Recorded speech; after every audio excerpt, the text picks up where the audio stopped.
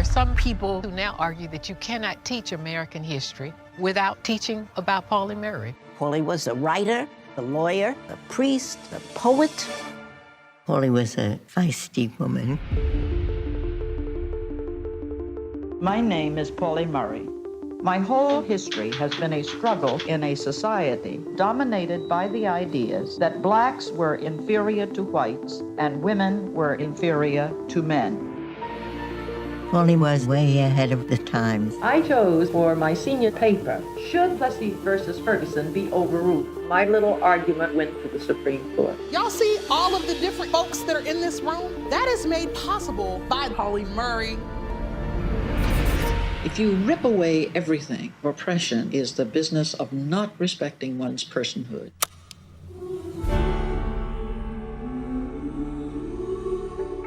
For my first 2 years, I was the only woman in the law school. They didn't even let me talk. Thurgood Marshall is talking about Jim Crow, and she says, what I'm experiencing is Jane Crow. Pauli Murray was not just an amazing lawyer or a badass feminist, but also a queer, non-binary person. Sitting in front of Murray's notes, the turmoil and the suffering, this is a feeling I know well. Scholars who have written about Pauli largely still use feminine pronouns. I don't know what pronouns Pauli would say. Trans and gender non-binary people have always been a part of our American context. So did y'all just think that your generation invented it?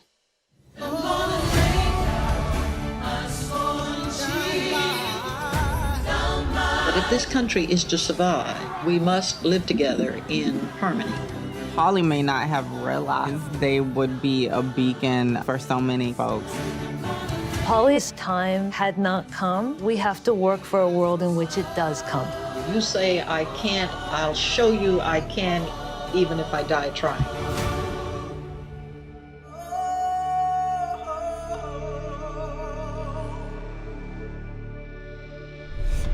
Welcome to the AAFCA Roundtables. Today we are excited to speak to Mr. Cinque Northern about a provocative and must-see documentary. My name is Pauli Murray. Joining us today, we have Mr. Al McGee in Florida. We have Miss Nancy Green in LA. We have Dana Abercrombie in New York. Patrick Riley, also in New York. And me, Rhonda Rashay Penrice in Atlanta. So let's get started. I'm Al McGee at yeticket.com. And my first question is this. But before I ask my question, I just have to say wonderful documentary, very informative. But my question is, she had so much as far as in our archives and things like that. How did you decide on what to put in a documentary? And to me, unfortunately, the documentary was very short. It was only an hour and something. I wanted to see more. But how did you decide to, put what you put in the documentary to put it in the documentary? Because there's so much that I'm sure you had a lot of information to put in there. Yeah, you're absolutely right. There's so many things that Pauli Murray did that couldn't be included in the doc just for the sake of time, for the sake of a lot of reasons. But basically, we choose what should be, or it was sort of a team process. So first, the directors, as they were doing their research, really tried to see what could we build a scene around. That really drives a lot when you're making a film, is what information do you have? What do you have from the archives? What photos do you have? What can we actually make a scene out of it? And then there are some things, the real milestones, the legal cases that we know have to be in there. But then it becomes about how do we want to tell the story? From what angle? What do we want to leave out? And ultimately, Pauli occupied so many spaces that the challenge was to weave all of this together. We're talking about a civil rights activist. We're talking about a lawyer, a poet, a preacher, a scholar. And so that the film didn't feel disjointed, we also picked the scenes that we tried to find a theme that tied it all together, so that when you, the viewer, are watching it, you're not aware that we're jumping all around. It just feels like one experience. And that's really a lot of what makes us decide to choose one thing or another is, are we creating a story and a flow to Pauli Murray's life and the arc of Pauli Murray's life, so that when you're watching it, you don't feel it. You don't feel the transitions. You're just having an experience. Well, I hope I can ask another question. My question is, how did you get involved with this project? Because you did a great job. Thank you, appreciate it. I was, so the directors, Betsy West, sorry, let me go back.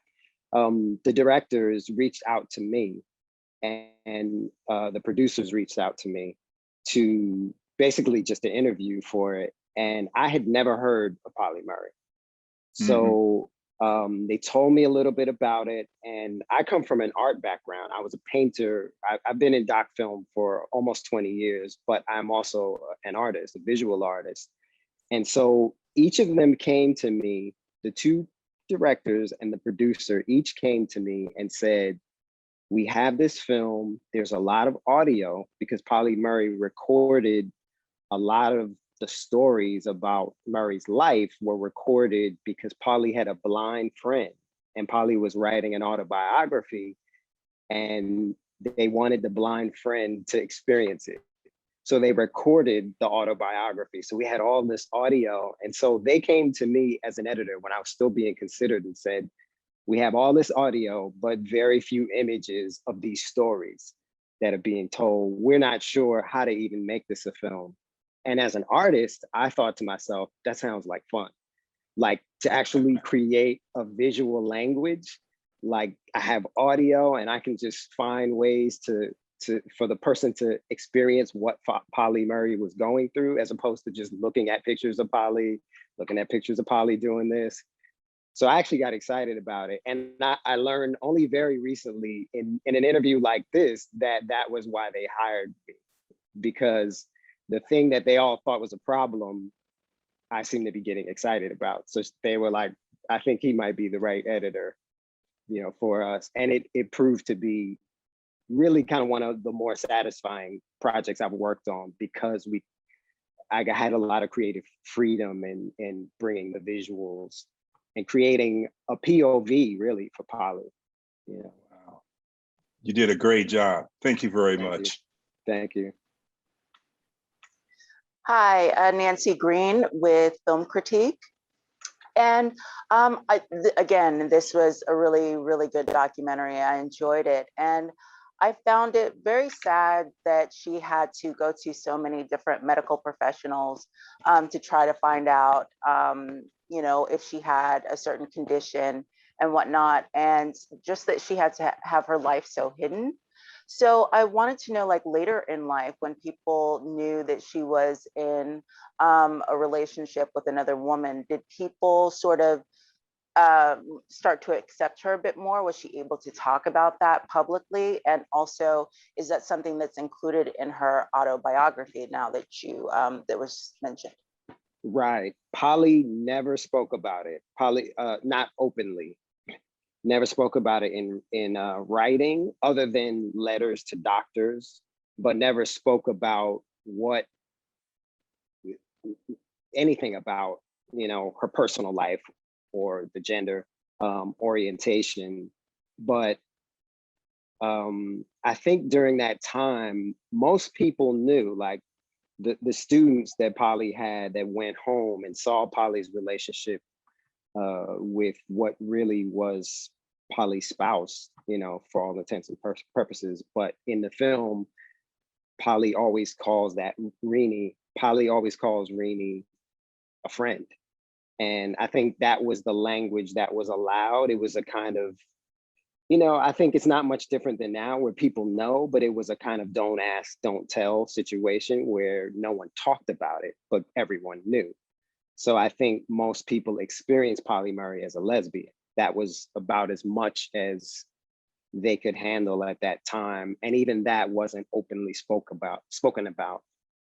So Pauli never mentioned it in writings. Pauli never spoke about it, but I think it really drove Murray's sense of fighting for arbitrary rules that discriminate against people because of some category. I think it was a huge driving force, along with being African American, along with walking through society as a woman. I think it also fed into that. Hello, Dana Abercrombie from the Coalition. My question to you goes back to what you said previously. As an editor, you're basically creating the visual map for this documentary. As an artist, what was it that kind of inspired how it would look? Was it more of the feeling of what she was saying, or was it through looking through pictures? How did you create that process? Sure. So the way I think how my art ended up coming into play in a way I hadn't even anticipated is in the archive. So a lot of their archival material, there are photographs, there are letters, there are documents, there are things that actually appear in the film. And they don't always have this like horizontal orientation that a film frame has. They might appear dead in the center. So the idea of stacking these archival papers and stacking these images so that you're actually looking at the documents and you have an actual visual sense of the archive. I think that's one way that we played with the visuals, and that informed how the graphics were in the film. They were always like stacks of papers and archives, because Pauli Murray's personality, what seemed to reveal itself the more we looked at Pauli's footage and writing, is Pauli was a busybody.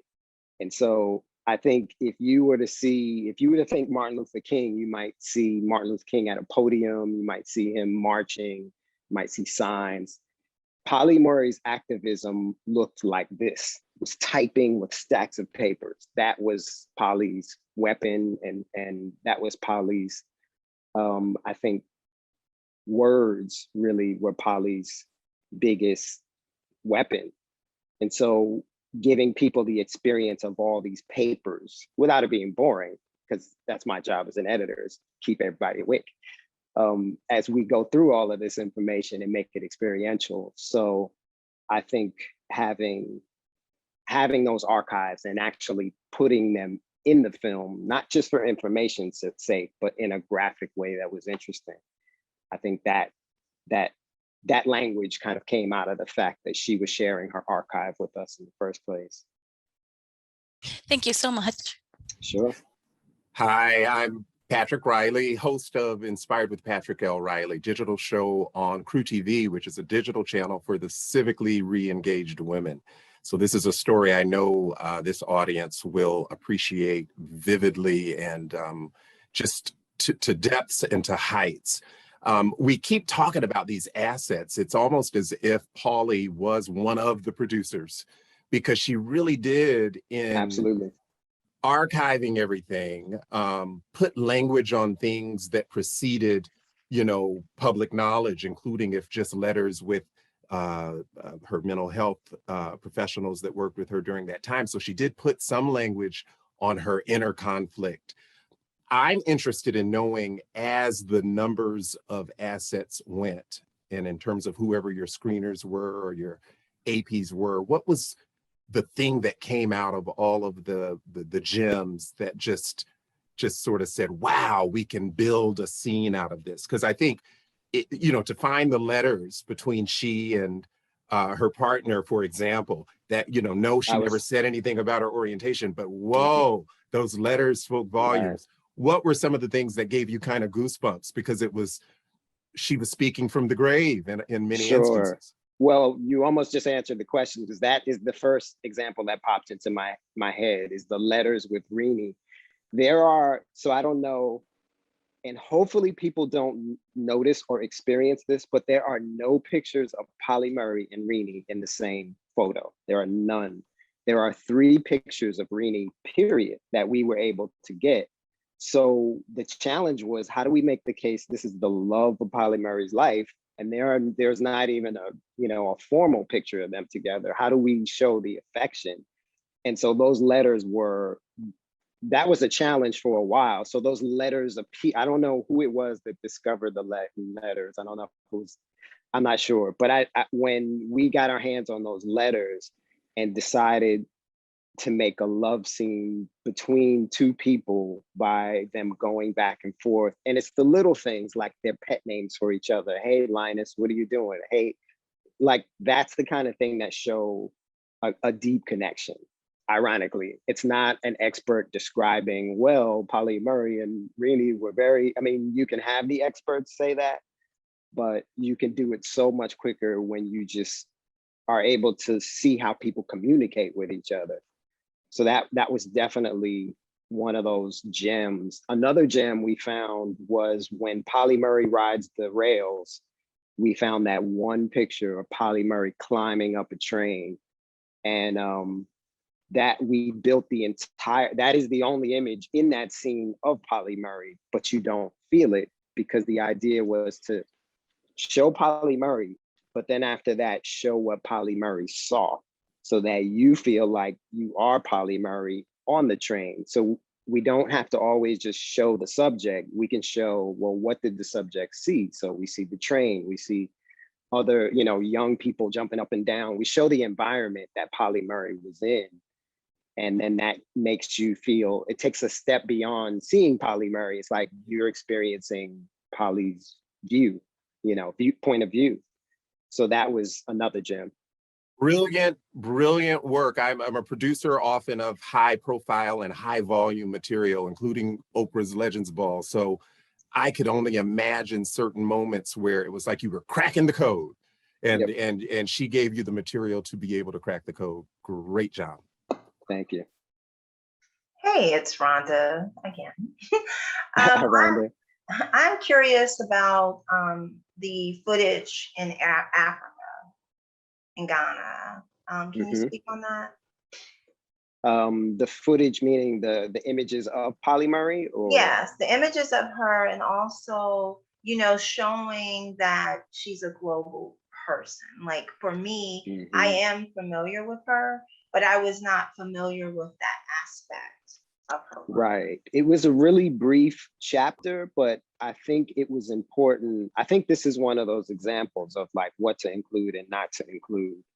Part of showing Pauli Murray going to Africa was about showing how fed up she was with America when she left. And because there was a lynching, a Matt Parker lynching that was kind of, it was Pauli's last straw. And as Pauli writes, like that, I was fed up. And so showing that extreme, but then at the same time, once they started facing challenges in Ghana and having some of the same issues of you know, repression, and I think Pauli needed to experience that to sort of say, no, you know what, African Americans helped build America as we know it today. And I'm as much as an American as anybody else. And if my ancestors built this country, then this country, I need to be a citizen in this country.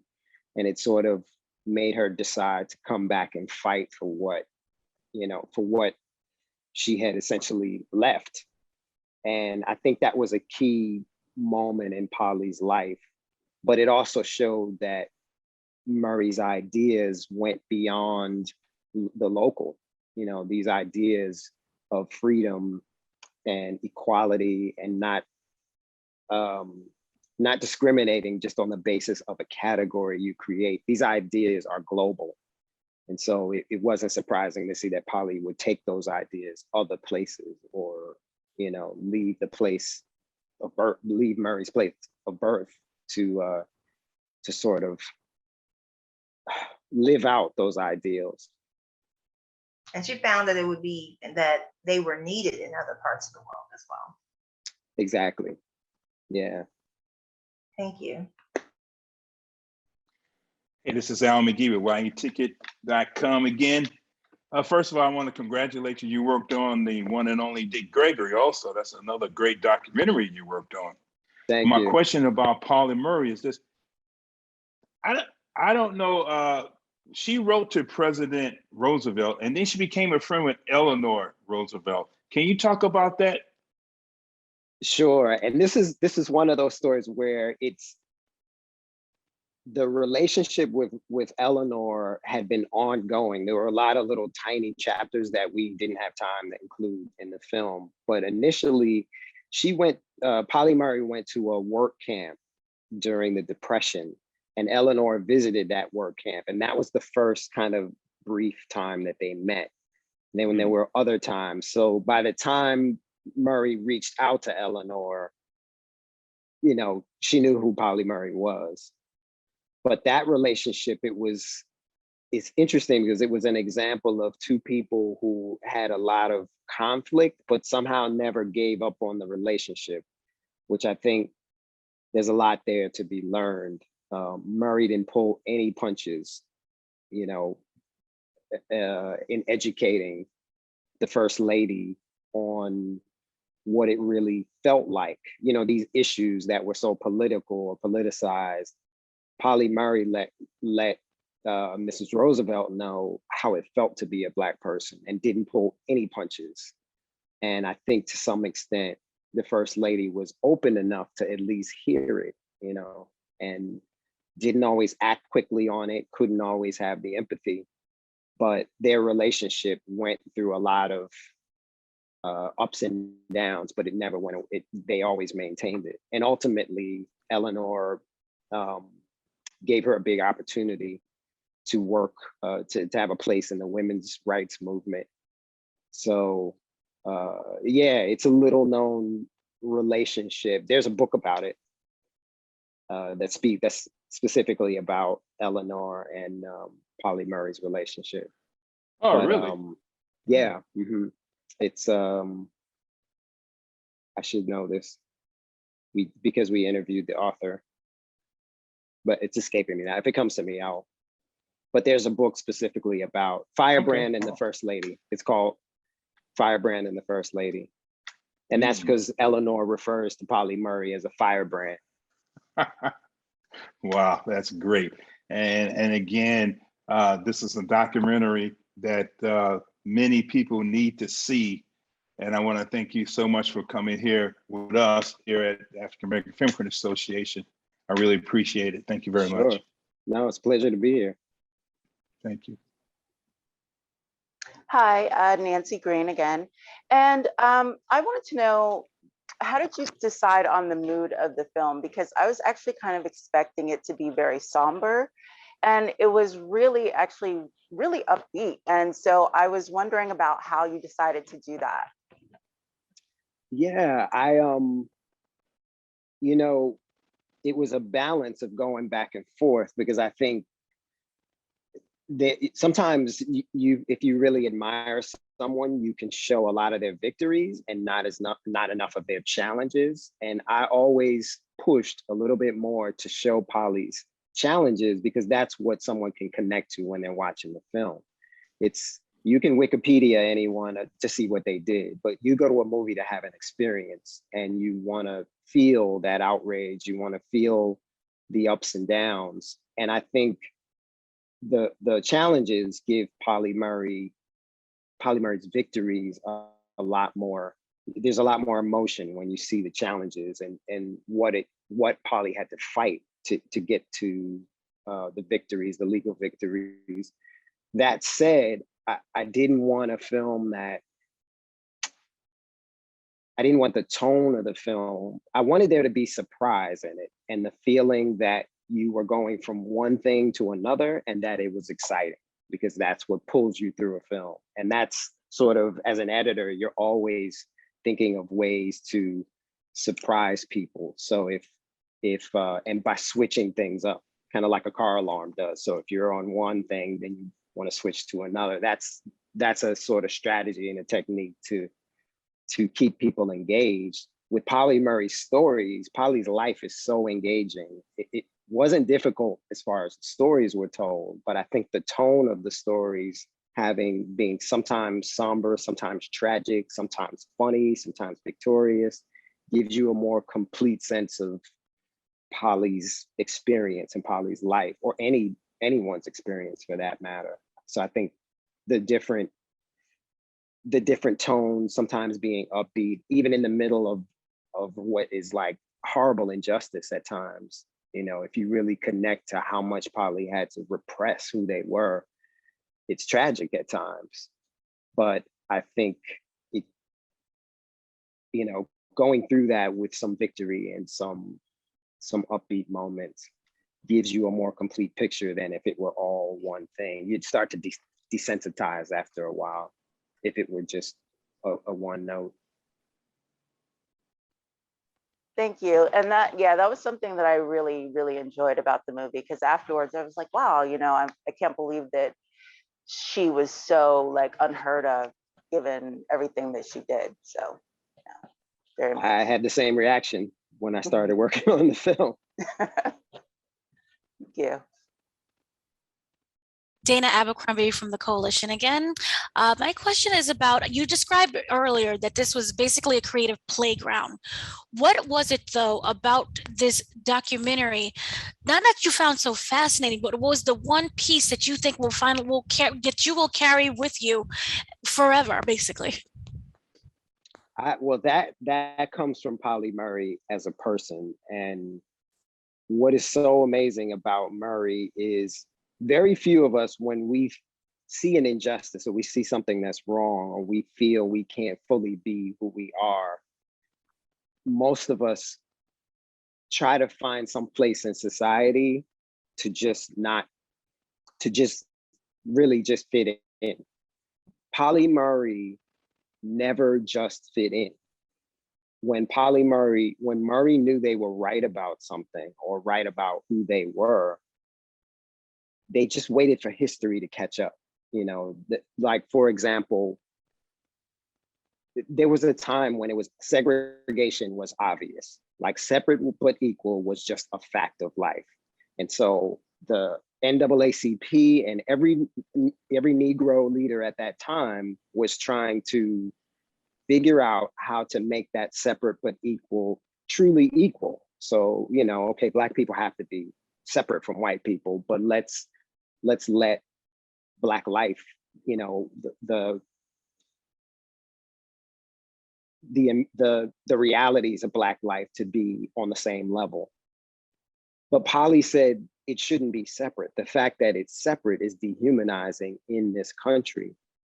And Pauli had a courage that I think we can really learn from, that even if society hasn't caught up with a right or wrong, you still keep living in that truth.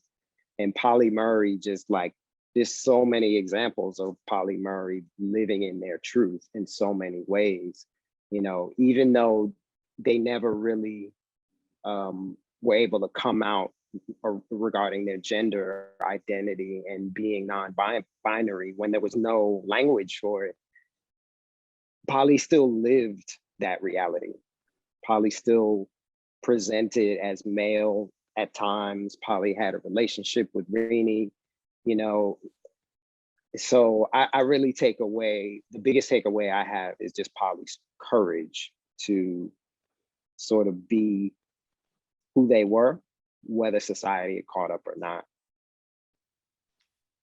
Hi, Patrick Riley again, host of Inspired with Patrick L. Riley on Crew TV, the digital network for the civically re-engaged women. I love what you said about the courage, because I do feel that she had the courage to, as you say, articulate all of these ahead of their time concepts that people mocked when she first presented them in papers that would then become establishing concepts for, you know, Supreme Court legislation, that kind of thing. There was a window, an editorial beat in her narrative of being ahead of her time, where she's on the opposite side of the protest for changing Negro to Black. Right. What do you make of that? Can you say more about that? Do you have a thought about that sort of one beat in the grand scheme of her being so ahead of her time, where there was a little bit of resistance? It was complicated for her. What do you make of that? Right. I mean, I think it makes Pauli Murray human. And also it's a generational thing. Eventually there was something even Pauli Murray couldn't see. And then, for context, Pauli Murray was one of those people who had to see it go from Negro with a small lowercase n, and this demeaning kind of, it was always written with a lowercase n. And it was a big victory when they started using the uppercase n in Negro.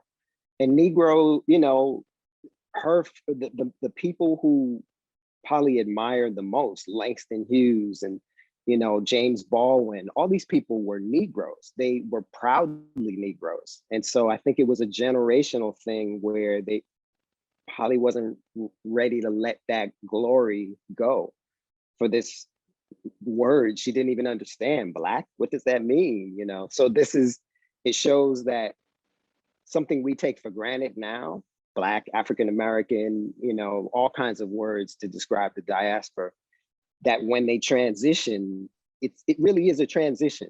It's not a switch that gets hit and it's like, okay, we can put Negro away because we all know it's bad. It's a transition, and in that, Pauli was a human.